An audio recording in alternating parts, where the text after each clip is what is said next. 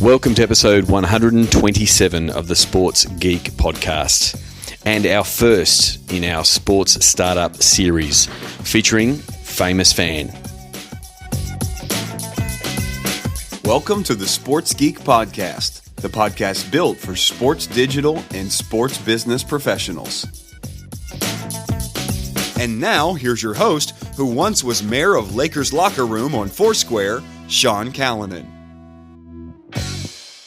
Thanks, DJ Joel. Yes, I was once mayor of the Lakers Locker Room on Foursquare. I stole it from a fellow Sports Geek podcast guest, Shane Harmon, who was on episode 52 and episode 23. I'm now back on Swarm. I'm giving it another go, and you'll find out soon enough why that might be. My name is Sean Callanan, and you are listening to the Sports Geek podcast. You might be doing that on the Sports Geek website, sportsgeekhq.com. You might be doing it on iTunes, you might be doing it on Stitcher or SoundCloud, or you might be doing it on your favourite podcast app, or mine. I use Pocket Casts. As always, let me know where you are listening to, when you're listening to. Either send me a tweet at Sean Callanan, send me a message in the Sports Biz Slack community if you've signed up, or use the old-fashioned method of sending me an email, sean@sportsgeekhq.com. Really looking forward to this episode. It's a little bit of a departure from our standard interview and content with sports executives. It's effectively I'm going to start a mini-series of podcasts focused on sports startups, and the first one is going to be with Josh Biren, co-founder and the chief hustler at FamousFan out of Boston. I connected with Josh a few months ago, earlier this year, talking about his product, FamousFan. We connected on LinkedIn and then had a bit of a discussion via Skype, and then lucky enough he was able to attend a seat, and so we met in real life and been discussing the product. And one of the things we were talking about was how he's been going about getting FamousFan out in the market, and how potentially I could help him do that. And the idea for this sort of series has sort of been something I've been thinking about for a while, because I do get pitched a lot of different products and a lot of different startups, and I'm trying to figure out a best way to tell you about it, and why wouldn't I use the podcast. So being a Shark Tank fan, as you would know if you've listened to my episode with Mark Cuban, episode 62, I'm really a big fan of both the format and the show itself. Where if you don't watch Shark Tank, a entrepreneur comes up and they pitch their product and they pitch for investment. Now in this case, I'm not going to get Josh to pitch for investment, but I like the format. So in the way this is going to go, and it's going to go with other sports startups over the journey, is that he's going to pitch what FamousFan is, and I'm going to play the role of a shark, asking the questions for you, the Sports Geek podcast listeners. So it's a great chat. It's good to sort of dive in on the startup side of the business, doing a bit of consulting with startups with Chunky Media. So sort of taking a bit of that skill set across into this podcast interview. At the end of the podcast, stay tuned. There'll be some extra info on FamousFan, but you can check out that at either famousfan.com, or you can go to sportsgeekhq.com/FamousFan. So just write that one down to check it out later after the podcast. But here is my chat with Josh Biren, co-founder of FamousFan.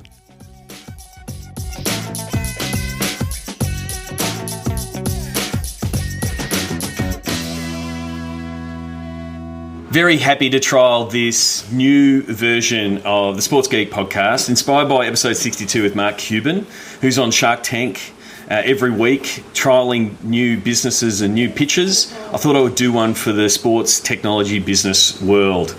First up, we have got co-founder from FamousFan, Josh Biren, to tell us all about FamousFan, how it works, what it's supposed to do, and how potentially you, as a listener, could use FamousFan for your team. Josh, welcome to the Sports Geek podcast. Hey, Sean. Thanks a lot for having me. So first up, you're trapped in an elevator. You've got 60 seconds. You're standing next to a sports executive. What's your elevator pitch for FamousFan? Sure. Thanks, Sean. So at the average sporting event, nearly 66% of time is actually spent not playing the game. And during that time, the teams will actually look into the crowd and they'll find fans to put on the Jumbotron. When a fan gets up there, it's a really unique, natural, candid, exciting moment, one that just the reaction from fans are just truly visceral, and what they do is they pull out their phone and they try to capture that moment. And you'd be surprised to know that nearly 10% of fans at the average event actually share this experience, and then they have no way of getting that content. So what we do at FamousFan is we work with teams to gather this content, typically the feed from their control room, and we make it available to fans in a way that is shareable and free. Yeah, so I mean, everyone's been to a game where they've done Kiss Cam or Dancing Cam or Bongo Cam, and the fans, it's easy. From a fan engagement point of view, it's great from a game entertainment point of view. Everyone's got their eyes to the big screen, and yeah, they want to share that they're on the big screen. And as someone who has been on a big screen or two in my time as a fan, people want to share it. So tell us a little bit about how the process works. What happens? So I've gone to a game, I'm on the screen dancing next to someone, and I want to tell everybody, where does FamousFan fit in?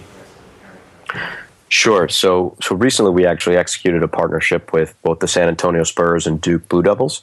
And through that partnership, what we found is by putting up the URL during the game and having one or two PA announcements to supplement that, fans are able to then access that in the venue. And although the content's not available at that time, we need to receive it from the teams afterwards. We're able to take in emails and information that will allow us to go back out to fans once the content is available. But quite simply, if you're at a venue, to your point, and you look up and you see yourself, you'll oftentimes see that URL or you'll hear the PA announcer in the venue announce the URL.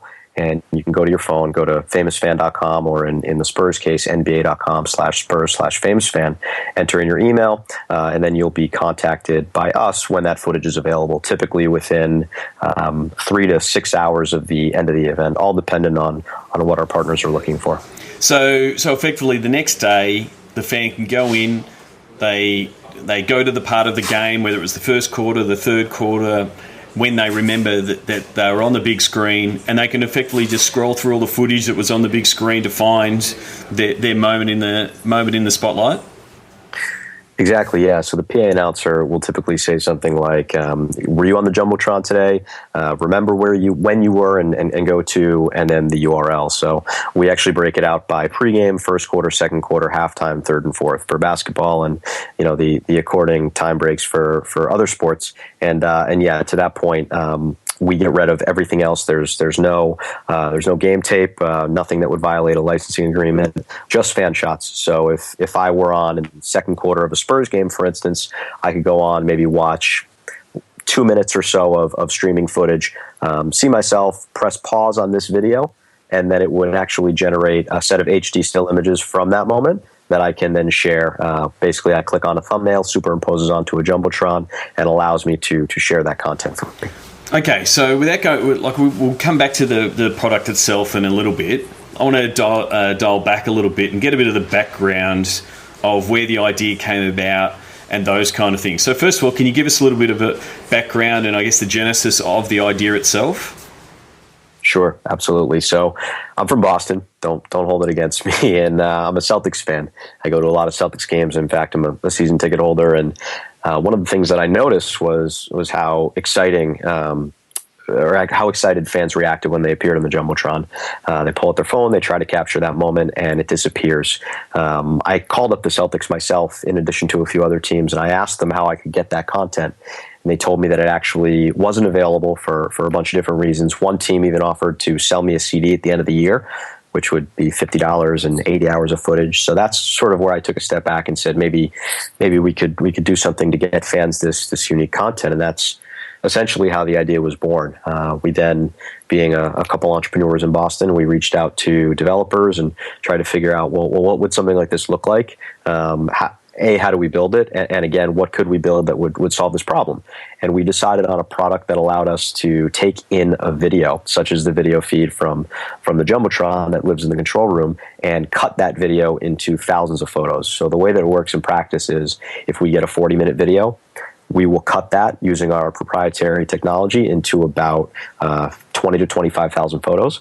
And then when a user is watching a part of that video, say for instance the second quarter, and they see themselves, they press pause, and at that pause, that is a unique marker that will then talk to our server and give that individual 10 photos, essentially one photo from the moment they press pause, and then 10 from the next 2 seconds. So each basically 4 photos a second that are all a little different, that can then be superimposed onto the Jumbotron and shared for free in a way that, again, promotes the brand of the team and anybody else that might be on that Jumbotron. So you can make sure that you get the photo where your eyes are open and you're smiling and you're fist pumping, and not the awkward eyes closed looking the other way photo that might be there in all of those photos that you've sliced up.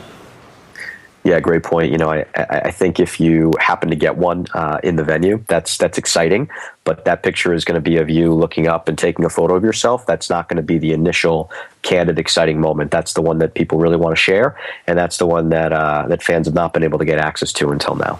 So, FamousFan, you used the word we. Who else is part of the team in driving FamousFan? Sure. So this business was started by myself and my business partner, who I went to high school with. His name is Dana Lampert. He is an entrepreneur here in Boston. We have pretty unique skill sets that are very different. Dana, career entrepreneur, started a business out of school, which he's run now for about 8 years, and then came into this business with myself. And my experience, sort of separate from that, I had been working for larger companies, financial firms, investment banks, and always knew that I really wanted to do something entrepreneurial, and ended up going to graduate school to study entrepreneurship at Babson in Boston. And that's kind of how this all came together. And Dana and I, we were at games together. We noticed this, sort of trying to observe our surroundings and think of what we could do to solve this. And thus FamousFan was born. We then, as I mentioned, we built something that we felt could go out and test this idea. And then from there, we went out, raised a little bit of money, enough to get through our proof of concept. And now, proud to say, we've built a product. We have clients, paying clients, and we have a product that is backed by real metrics that show that this works to not only engage the fan and improve the in-arena experience, but it can actually be a monetizable asset for teams as well. So we'll dive into that. So you've built, for those who don't know and not in the startup and app development scene, so you built an MVP. So it's not a most valuable player, as we know in sports, but a minimum viable product.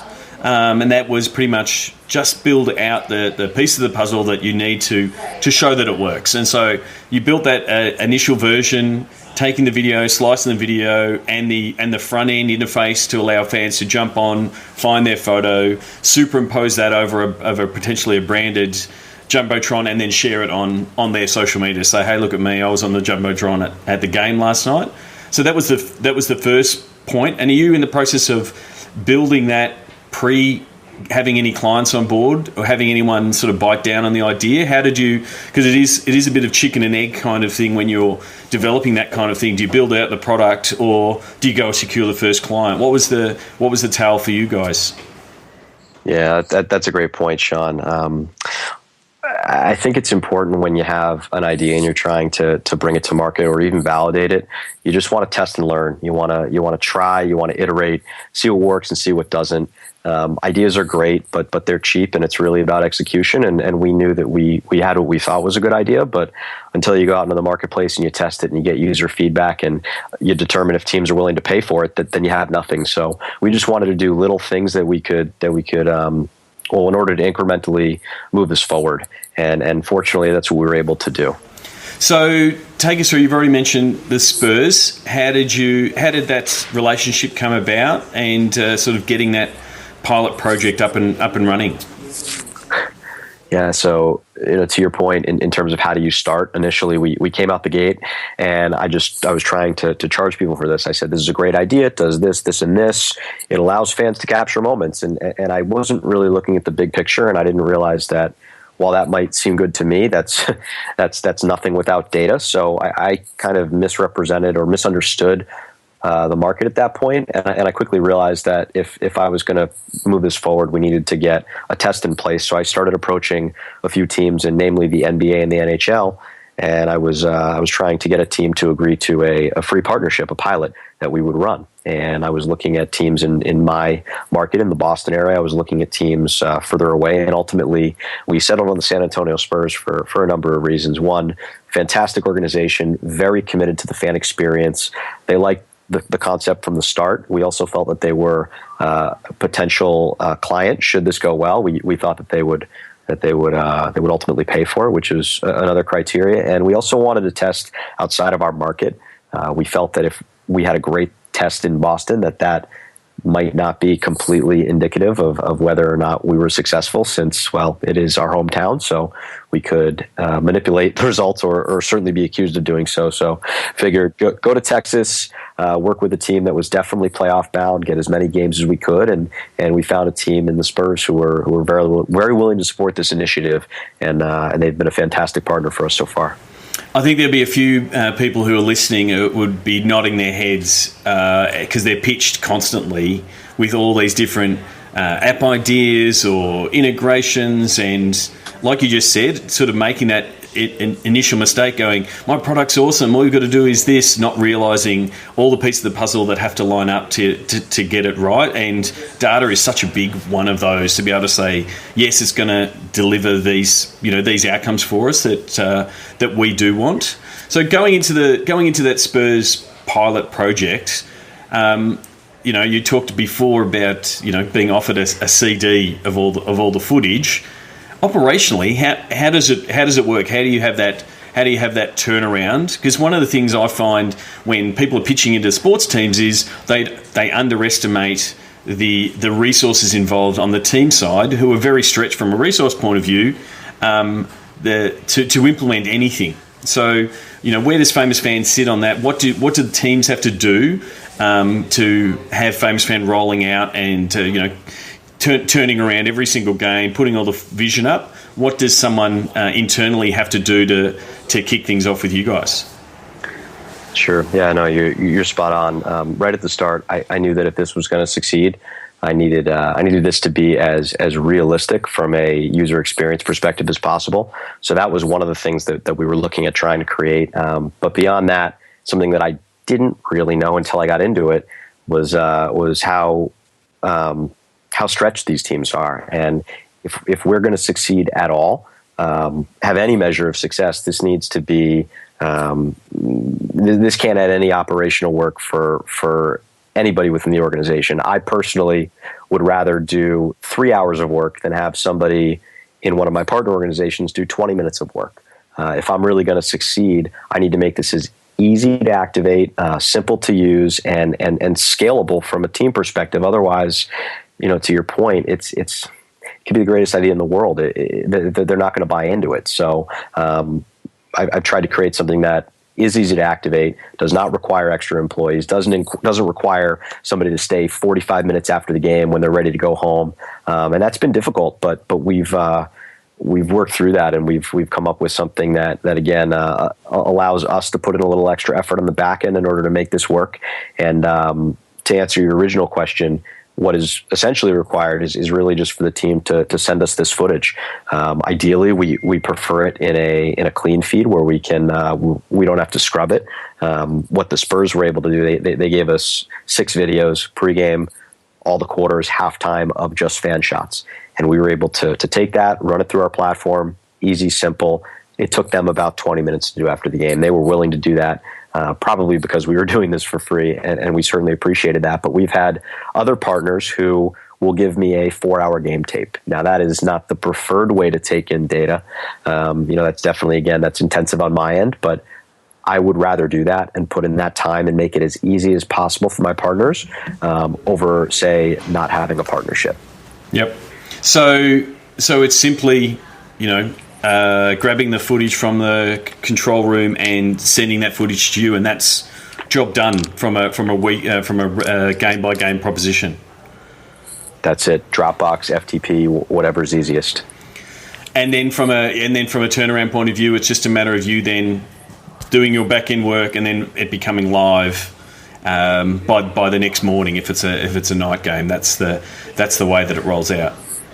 It depends. If we get the content like the Spurs are giving it to us, clean feed broken out by fan footage, we could have it up in 20 minutes. If it's a longer game tape, then yeah, we like 12 hours to process. One of the things that we learned with the Spurs in particular is, initially we tried to get it out as quickly as possible. We got the footage up the night of, and our engagement levels weren't that great. So we actually tried a few different times, and as it turns out, waiting until the next day, specifically around 7 or 8 o'clock, was really the best time to go back out to fans who would give us their contact info, left their email addresses.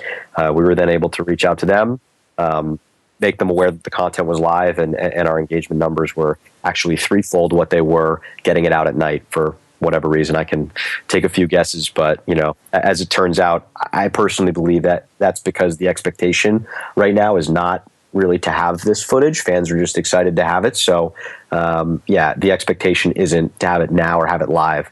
Ultimately, we'd love to be as close to live as possible, but I think we have a period where we can work with where we are now and where the technology is, and get it out night of or day after, and still be impactful where we want to be. But it does sort of fit in there because you're right. When you're at the game, and I think Mark Cuban said it in the chat I had with him you want people to be engaged with the entertainment and what's happening at the game during the game. So it really does fit itself in that post game activity to go, I was on the big screen, I'm going to go check in and read the recap and all of that kind of stuff. Consume the content from a post game point of view, and if they're part of that, all the better. So, I think that's where it does fit in. Hey, here's the recap of yesterday's game. Were you there? Make sure if you've grab your shot on the jumbotron, that kind of thing. So at the moment, you're pitching it to teams and venues, stadiums that obviously activate their jumbotron a lot. But what I'm interested in is what type of people in organisations are most interested in the topic, because FamousFan can sort of cut across multiple departments. But what's the biggest feature that's sort of drawing interest from different people in organisations? I'd say that there are three parts of the organization that are interested in this, and if you wouldn't mind, can I tell you a little bit about that and what's most interesting? Or go for it, because that's a piece. Like I see it's both a benefit and a problem in that you've got multiple people interested, and then when multiple people are interested, there starts to being a bit of finger pointing of, you get it, no, you get it, and you sort of got to get that shared experience. So that's the bit I want to sort of dive in on, whether the question outlaid that or not. But take us through who's interested and how the benefits relate to those different parties. So I think that the first line of contact for us is typically a game presentation director.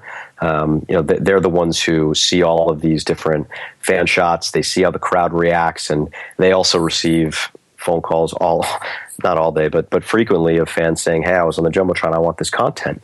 And there's no way to deliver that. And if they try to scroll through there, the person says, "Hey, I was on in the second quarter wearing an orange shirt." It's not. I was wearing the LeBron jersey. It's not really scalable, and it is an opportunity. So they immediately see that, and they're typically ones who say, "Well, is this going to add work to what I'm doing?" And I'm very quick to say, again, no. This is something that shouldn't, and it needs to make sense for you. So that's typically the first one that I go to. Ultimately, after that, once I give an overview of what we're doing, they typically like to loop in marketing or sponsorship. We see a real opportunity to sponsor these images, as they're essentially a digital representation of the jumbotron that we can recreate and put sponsors, clickable sponsors within that. That's absolutely a monetizable asset, and it's one that sponsorship teams feel that they can sell, or they can give as add-ons to existing premium sponsors. So that's valuable on that end. Don't skip over that piece. Because I just had a really good chat with Joe Gottfried at Maple Leaf Sports, and he's really in that digital partner integration. So when a fan goes to the screen to show see their jumbotron shot, you can reskin and rebrand the jumbotron, whether it be sideboards or banners underneath with the particular sponsor. They can be clickable. They can be ticketing offers. They can be the fans, the team's own things. So that's the commercial side of it. The fact that you can monetize this digital property as people are going to it, either with a partner or a sponsor brand, or with your own internal ticket sales, that kind of thing. So that's where the discussion happens with either marketing in selling tickets or the commercial teams around monetizing the product? Yeah, so we have the ability to, as we digitally recreate this Jumbotron, to add customizations.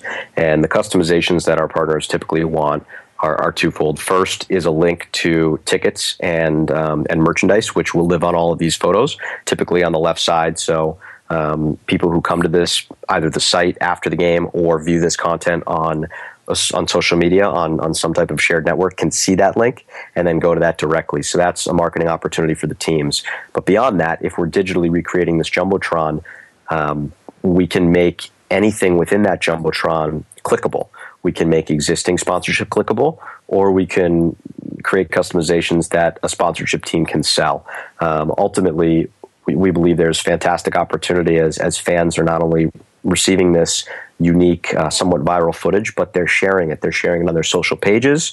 They're vouching for it. They're doing it in a way that's very exciting and again promotes sharing and engagement from people in their network. The other thing that I think makes this unique is when I look up at a Jumbotron at, say, the TD Garden in Boston, and I see Putnam and Fidelity, I expect to see that. I expect to see an ad that's not intrusive to me. So as we're putting ads on this Jumbotron that somebody's sharing socially, they're not going to think twice about doing so because it's natural. It's what's expected. It almost makes it more authentic to have an ad on there. So, I mean, you've got the same thing, happening in EA Sports and NBA 2K.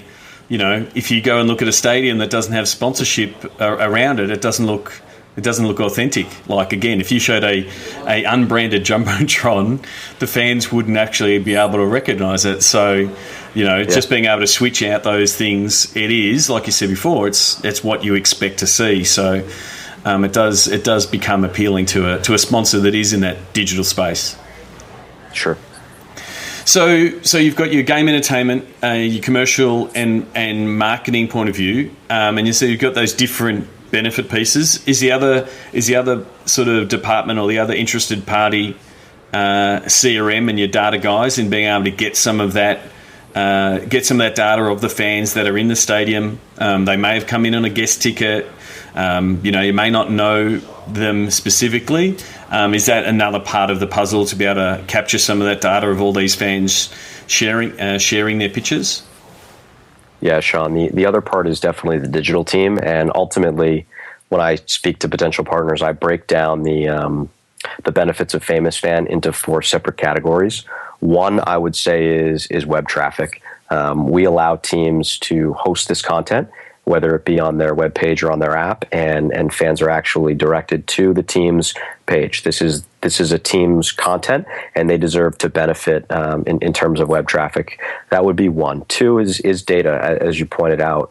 During the game, when a fan comes to the platform and the footage is not available, we request emails. When a fan is sharing content, once it's available, we ask them to verify socially. So we're actually able to get their metrics, their user data, demographic info, emails, and we share that with the team, obviously, as part of our partnership. 3, as I mentioned before, would be monetization of the content, and 4 would be the authentic promotion of not only the sponsors who are on this Jumbotron, but also the team that we're partnered with, who is then associated with their fans' personal social network in a way that's very organic. So 1, 2, 3, 4, I would say, is a lot of that does touch the digital team in addition to the other 2 teams that I just mentioned. So diving into, you've talked about data or data, depending on where my listeners are. Everyone knows that I'll say it as data.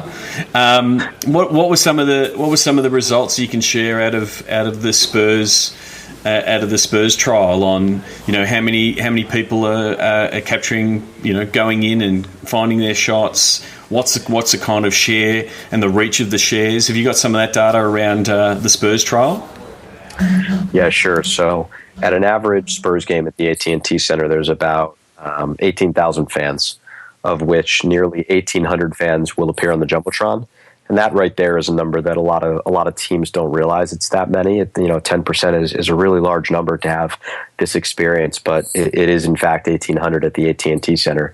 Of those 1,800, just over 72% of fans access NBA.com/Spurs/FamousFan, which is a very, very strong hit rate. And in our opinion, frankly, about 3 times what both we and the Spurs expected. It's with relative little brand promotion and little awareness as well. So I believe that as we get into our next season and we continue to promote this and fans are more aware of it, that number will even increase. But just something to mention about those 72% of fans, they actually spend an average of 3 minutes on the platform. So they're not just coming to the site and saying, oh, this is cool, and clicking off. They're actually engaging for a meaningful amount of time. They're clicking through, they're watching footage, they're sharing. They're really doing what we want them to do. So from a validation standpoint, that was really tremendous to get those results.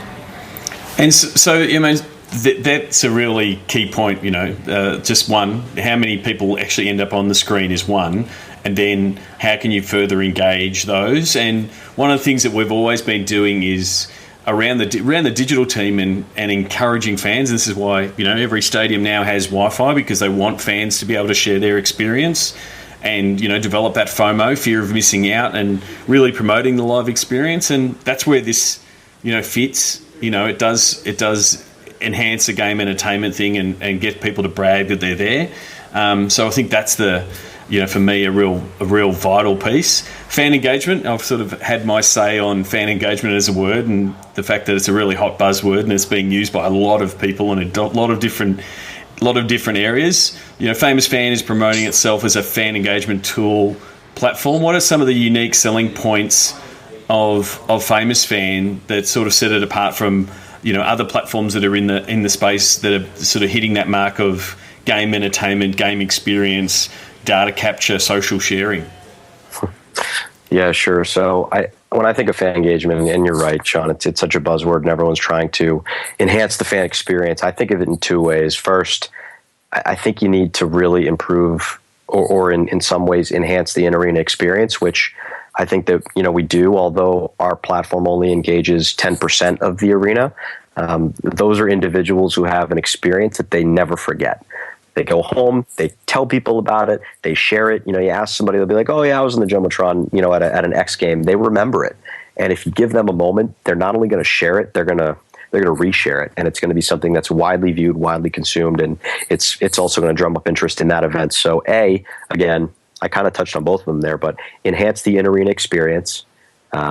And then 2 is giving fans the ability to share this and benefit from it digitally and have cross-platform promotion that not only exists in the venue but out as well. And just to that point, what I think one of the things that we leverage and we really do well is we give our teams, our partners, the ability to benefit from this traffic. We don't have our own native app. We believe that, again, this is the team's content, and they should be able to drive app downloads or web traffic or whatever it is they're trying to do, whatever their strategy is. We believe that we can help them do that. I think, if I can I think that's a really good point, because I do see a lot of different, whether they be apps or platforms that, and some of them we know really well, Facebook and Instagram and Twitter, that say, hey, we've got a great platform, send your fans to us. Send your fans to our network. They'll have a great time over here. And that's a very common pitch into sports teams. Come over to our great platform, when teams themselves and leagues themselves are trying to build out their own platform and infrastructure, and things like page views and time on site are really vital. So I think the fact that you're inside the fence and building inside their infrastructure is a good way of going, because it's a harder sell to say, hey, come to our network, and we're building out our network. And we've seen apps rise and fall in recent times that have pitched that strategy. So yeah, I do believe the when people, and I'm constantly a bit of a gatekeeper for my clients when products and that are pitched in, I always look at it at the selfish reasons of the people who are pitching, saying, once we build out our audience of all these different teams, then we've got a network and it's a data play and we can, roll from there. Whereas, you're really going to the heart of what the digital team and the team itself's goals are to bring more traffic in, drive more traffic throughout their site and be part of their ecosystem. To just build on that, Sean, I mentioned if I'm going to succeed, this has to be easy for teams. The other part of, am I going to succeed is this needs to drive real value to my partners. And value, as we just covered, can be a lot of different things. It can be traffic, data, actual monetization, digital promotion, but whatever it is to that partner, I have to be able to deliver that or else I'm going to fail. So that's really what we're focused on is, and we realize that it's going to vary per partner and per team, but we fully have embraced that, and that's why we don't have our own. We have a website, but we want to host on teams' websites. We want to host within their app. We want this to be easy to activate, no hardware costs, no employees, no installs. There cannot be any barriers, to your point. So, what are some of the lessons you've learned running a startup, especially in the world of sports? What are some of the things you've learned in running FamousFan? Yeah, so there have been a lot of lessons. One of the main things that I've learned that I didn't really think too much of is, how many industries do you try to sell into that only have 30 companies? And that is essentially, the NBA is 30 teams, the NHL is 30 teams. If I go to colleges, there's 172 college teams that have jumbotrons and over 10,000 people that we could partner with. But at the end of the day, if I'm going to the main leagues, there's so few teams and they all talk to one another. And it's reputation is important, relationships are important, and if I'm going to succeed again to that point, it's crucial that I get the teams early on who are willing to be entrepreneurial, who want to try something, who want to work with me, and my strategy is to service them as best that I can, and know that if they can be brand evangelists for me, and they can go out and tell their friends and their counterparts at different teams, then that's my best chance of building this out. Yeah, completely agree with that. Good news and bad news travels really fast in a really small world that sports business is. Recording this at the start of SB Week, Sports Business Week, that was founded by Russell Scabetti. It's a really small world, and so I think you're right on the. I think you're on the right track, doing providing value over servicing your clients. Because for the teams, so the vendors that have done that, they're the ones that I've seen that have got the best success. When you're starting out, I had a question around your pricing strategy. When you develop a product that is completely new, has no benchmark, has no effective competitor in the space, how do you approach that? And you sort of mentioned it early on when your initial pitch was, this has got great value, I think this is awesome, I'll pay for this, and not quite understanding, I guess the market and the appetite and those kind of things. How do you go about pricing something that is completely new, to the market? What were some of your thoughts, and what has been the pricing strategy so far in how you're going about sort of setting up the pricing for FamousFan? Well, what I did first was we calculated, what is the value of each website visit? What is the value of each Facebook like? What is the value of each email collected? And we totaled it up and we came up with a massive number. And, I looked at it, I said, this would be great.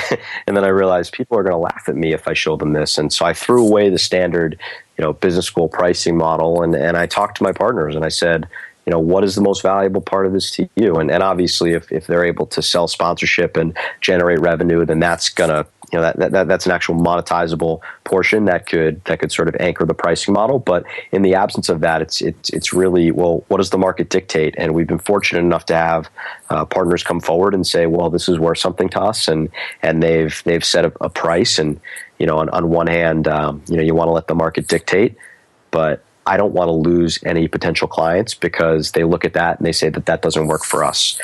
Depending on your market size, depending on, again, your potential sponsors or deals that you have in place, you might be able to afford the market. You might not. You might pay more. I mean, not that I'm going out and trying to price gouge, but the thing is, Sorry, go. No. I was just going to say it's you got to kind of when you're growing something and when you're building something, you got to throw normal pricing structures out the window and do what works for each partner. Because and you want to facilitate business. You don't want that to be a barrier to any potential partnership that's going to grow your business.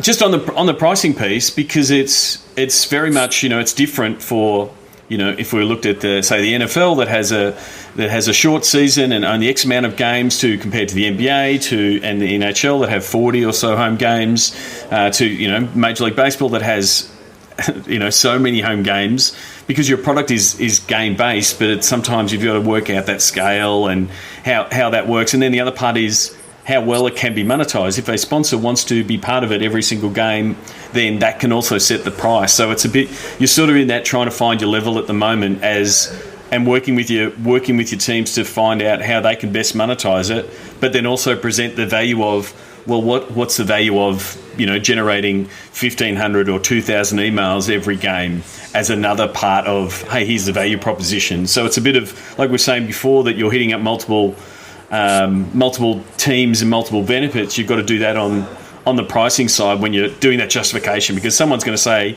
hey, Josh, why is it this price? You need to be able to come back and say, well, it's because you can sell it for this and you get this amount of emails and it drives this many more ticket sales, those kind of pieces. And you're sort of feeling that you're still in that space where it's you're moving it around and being flexible and trying to fit for what the capabilities of the team you're pitching with. Yeah, we don't want to lose any business on account of price, and to that point, there are some teams who can monetize greater than others. We believe that even without monetization, based on the fan experience perspective and the fact that, again, as you appropriately mentioned, we're able to get X amount of users and emails per game, that in and of itself is valuable, but we are still in the process of figuring that out. But to circle back and answer your initial question, we have a license fee that is typically for the entire season. It's a per game fee. So, if somebody, ideally it's the entire season, but if somebody wants to work with us for 10 games or 10 select games, say weekend games, we can do that as well. And that will allow them not only the advantages to using FamousFan that we discussed, but any and all customizations and the right to sell the sponsorship as we discussed, and 100% own that, no rev share associated. So I wanted to, wrap this up, sort of taking the conversation back to the beginning around the pitch, and I want to take you through this process. It's a process that I've developed with Steve Vallis at Chunky Media in working with businesses to better understand their pitch. So we've entitled it the Chunky Pitch. And so I'm going to take you through the process, and hopefully we'll see, and hopefully the listeners will see how it can work.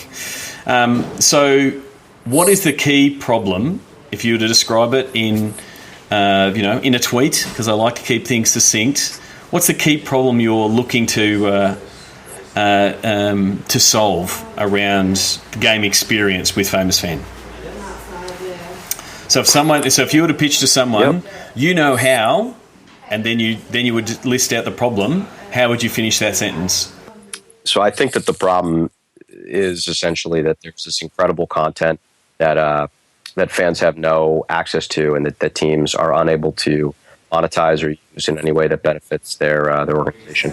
Okay, so let's do that just from the fan's point of view. The problem for the fan. So the problem for the fan is, how fans are super excited that they're on the Jumbotron, but they can't share it, right? Does that make sense?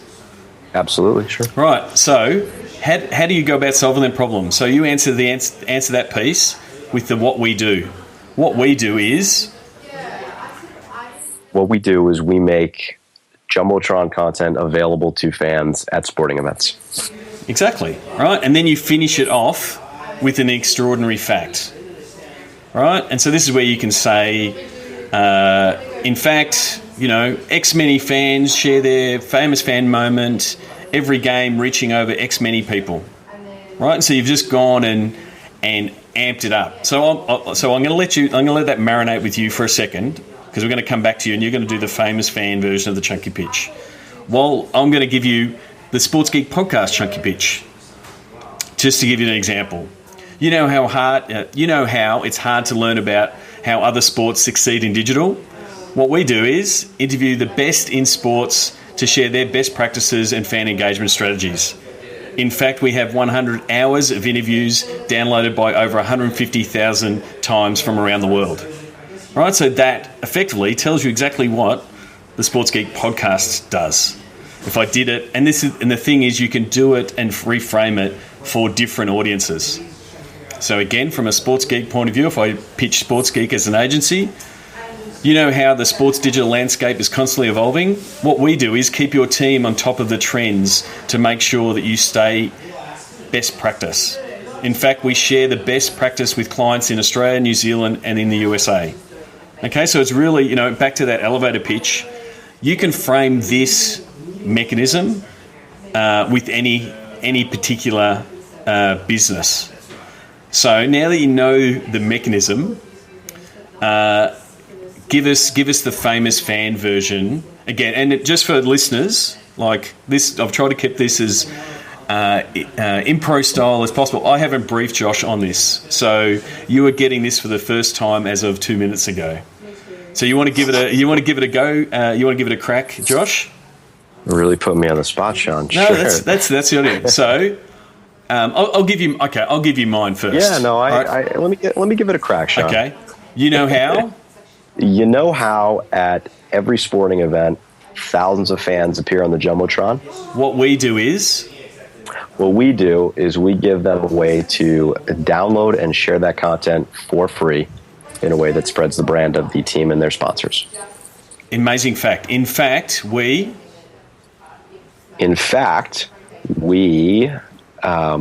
typically engage over 70% of fans who appear on the Jumbotron during a given game.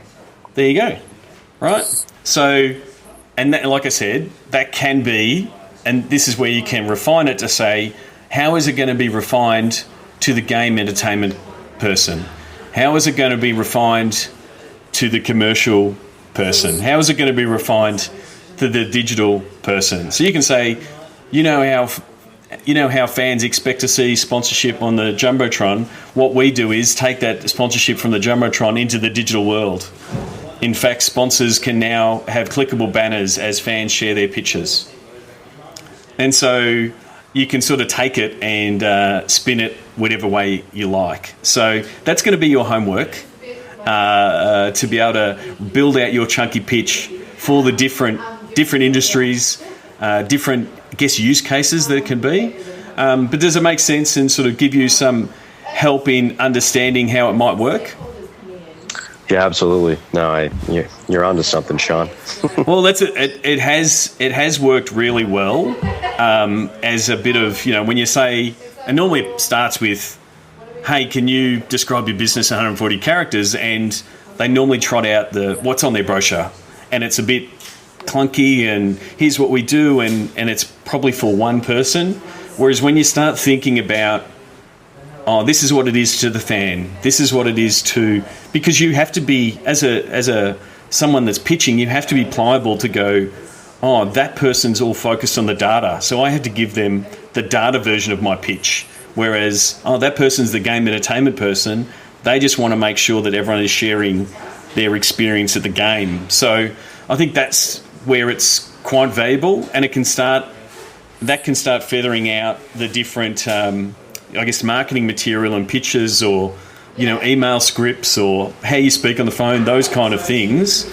And it's really, what we've found in doing sort of workshops with startups and that kind of stuff, that it really helps refine what you're trying to do for the particular market. So you've now got your chunky pitch. The last thing, and this is what we'll probably discuss off air, how can people contact you if they're interested in FamousFan? in finding out more, and maybe getting a demo, talking about more about how it's working with the Spurs or Duke, how can people get in touch with you? Yeah, I would love an opportunity to speak with anybody about FamousFan who's interested in learning more. I can be reached at josh@famousfan.com. I encourage listeners to check out our website at www.famousfan.com. From there, you can actually see some of the work that we've done with various partners. And we're at a point right now where we're heading into this arena sports season. We're really looking to add partners and work with different teams. So to that extent, if you're interested in discussing what a full season partnership might look like, or even just a couple game pilot, we're in a position where we're still willing to do work to prove our value. So I would encourage you to reach out. Thank you. No worries, Josh. Well, thank you very much for coming on the podcast, and thank you very much for being the first, and I don't want to say guinea pig, but to go through the process. And I did say to Josh, I quoted Sam Hinkie before we started recording. I said, trust the process, in that sort of go through the pitch, but then also having that to have that backwards and forwards around his product. I really appreciate you being so open about FamousFan, and I look forward to catching up with you soon, whether it be in Boston or in another part of the States when I'm over there.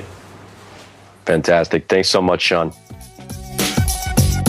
Sign up for Sports Geek News at sportsgeekhq.com/sign up now.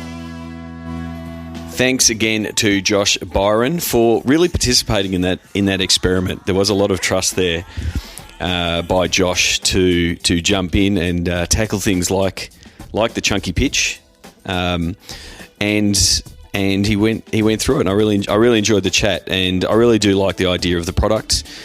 So please either send him an email or hit him up with a message on the Sports Biz Slack. If you're not in the Sports Biz Slack, we have now just passed 500 people in the Sports Business Slack. So you can join that by going to sportsgeekhq.com/Slack. Funnily enough, Josh's handle is Josh Biren, J Biren, JBIREN. The same as his Twitter handle. So, as I discussed on the pod and with Josh around FamousFan, it's something that is loved by the game presentation and entertainment crew. So please, if you work in the digital side, if you work in the CRM side, if you work in the technology side, and you like this as an idea, please pass this podcast on to those people. Get them to have a listen, and then potentially, send them to sportsgeekhq.com/FamousFan. I will pass on all your details to Josh, and the more people that I can pass on, the better I'll be able to work on Josh to get you guys a great deal. Because there's really a couple of ways you can do it. Running out a trial, either on your marquee games on a Saturday night, or on nights that you have specifically set up for millennials or students, where you want to boost that social media shares post game. Or if you're in the place similar to Joe Gottfried talking about the podcast with Maple Leafs Sports and Entertainment, if you've got sponsors that want more inventory, it's a really great product that you can provide game-by-game type packages for your sponsors. So go to sportsgeekhq.com/FamousFan, and there'll be all the info there from this podcast, ability to check out the show notes, but then also fill out a quick form, and we'll pass on your details for a trial or to sign up for FamousFan. I'd really like your feedback both on the product, for those of you who will use it, but also just on this format. Is it a good format? Do you want me to do more of these? Are you a startup trying to get into the world of sports and entertainment? Please let me know, because I want to make this valuable and viable, both for you, the listener, most importantly, and then also being of some value to these startups trying to get into the space. A few things, a bit of housekeeping to wrap up. A big congratulations to Russell Scabetti for a very successful SB Week 16, Sports Business Week. He finally got to 50 cities. I will check in with Russell on the final number and the final dollars raised for the V Foundation, but any money raised to hopefully get a cure for cancer is good money. So I will make sure I find out what that final number is and either put it, I will mention it on the next podcast or put it in the next Sports Geek News. And on the Sports Geek News, that sort of leads me to a point where I have to apologise for those of you who are on the Sports Geek News email list. Last week I was playing around with some new tools. I'm currently migrating my list from MailChimp to Drip. Drip is a marketing automation tool. It's recently been purchased by Lead Pages. If you've gone to any of my pages that I normally talk about on the podcast, sportsgeekHQ.com/Slack/FamousFan/SGN, they're all Lead Pages, and so Lead Pages being a really good tool to drive inbound leads. They've recently purchased Drip, so I've been in the process of migrating my MailChimp list to Drip, and it's more automation sequence focused than list focused as MailChimp is.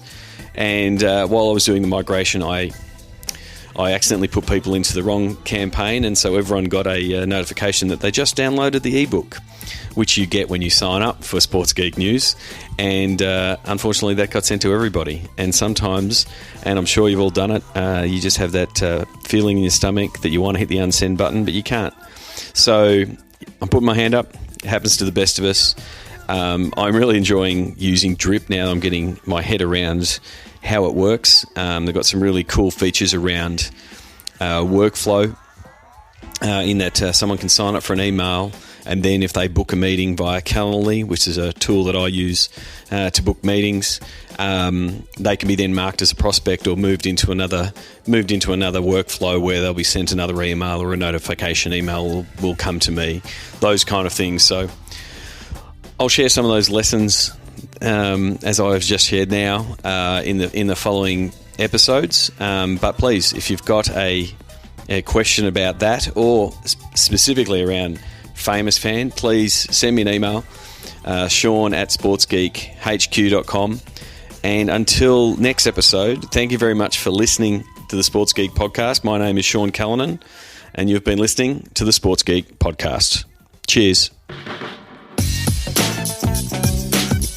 Like the Sports Geek Podcast? Find us on Facebook.com/SportsGeek. Check out which teams work with Sports Geek at SportsGeekHQ.com/clients. Please leave a review on iTunes. Go to SportsGeekHQ.com/iTunes. Thanks for listening to the Sports Geek Podcast.